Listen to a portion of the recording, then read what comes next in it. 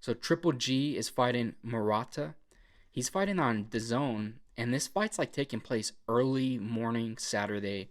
I think it's in Japan. It's in a different country, so like this fight is it's starting at like 6 a.m. East or 8 a.m. Eastern or something like that.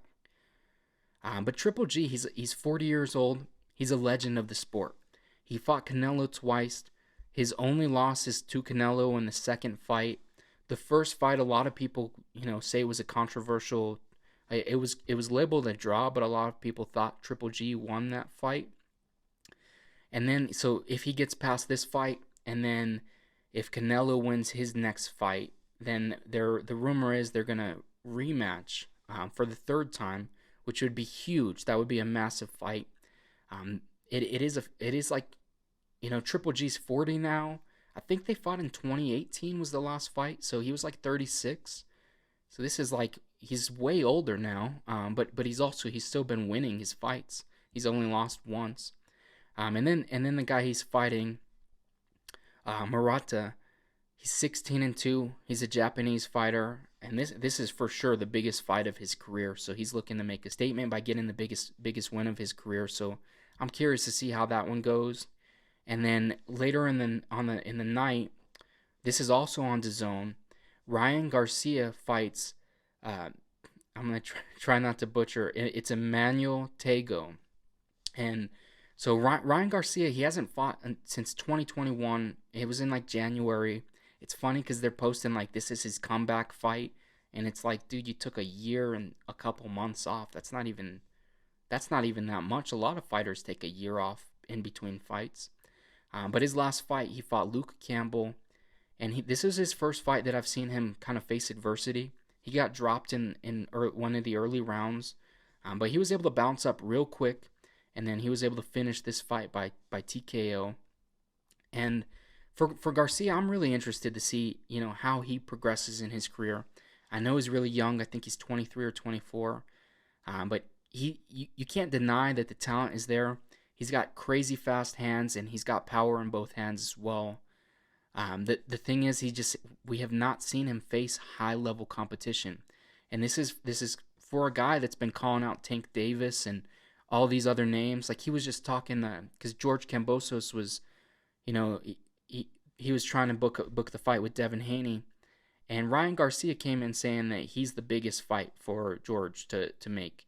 And it's like I get what he's like. He might be the biggest name technically, maybe probably outside of Tank, but also it's like you haven't been fighting people like these are guys that have belts and stuff, and like Ryan Garcia hasn't moved up the chain enough, beating the guys that he needs to beat to justify fighting the guy with multiple belts. So that's my take kind of on the Ryan Garcia thing. Emmanuel Tago is 32-1 in his career boxing.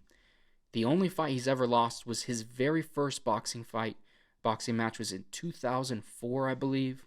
So this is a guy who hasn't lost in like 15 years. And I mean, a lot of people are saying that this is like a tune-up fight for Ryan Garcia, just to kind of get him back in the ring and get some more rounds under his belt. But it's also like this guy is no joke that he's facing, and could we potentially see an upset? I if I had the bet, I'd say Ryan Garcia is probably going to win this fight.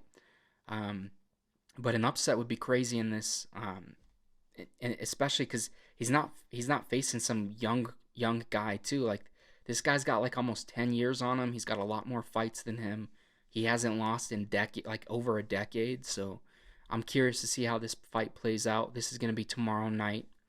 And then the last fight I want to touch on, Sebastian Fundora versus Erickson Lubin. This is on Showtime. And I want to talk about this because Sebastian Fundora is one of the most interesting boxers in the world. This is a guy who's like 6'5.5", 6'6" just about.